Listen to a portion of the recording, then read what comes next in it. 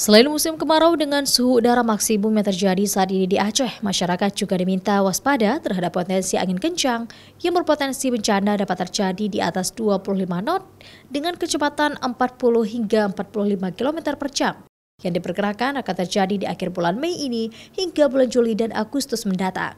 Saat ini di penghujung bulan Mei, Stasiun Meteorologi Kelas 1 Sultan Iskandar Muda Banda Aceh menyebut kecepatan angin di Aceh bertiup dari arah barat daya hingga barat laut Aceh berkisar 8 hingga 35 km per jam yang berdampak pada tinggi gelombang laut perairan Aceh.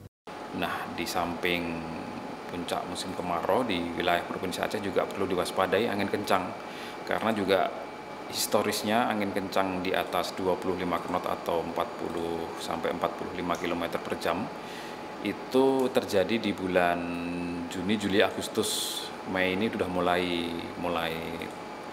ada angin-angin kencang yang berpotensi di Provinsi Aceh ya. Jadi tinggi gelombangnya biasa juga mengikuti angin kencang.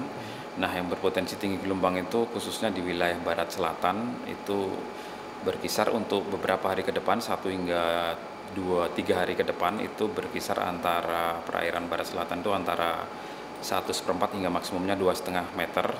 Data dari BMKG Banda Aceh menyebut tinggi gelombang perairan barat selatan Aceh mencapai 1,25 hingga 2,5 meter dalam 3 hari ke depan.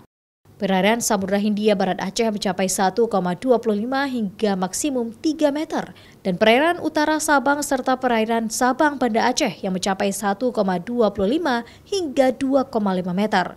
Untuk nelayan dan kapal penyeberangan diminta waspada terhadap angin kencang yang membuat tinggi gelombang perairan itu. Mustajab, Kompas TV, Banda Aceh.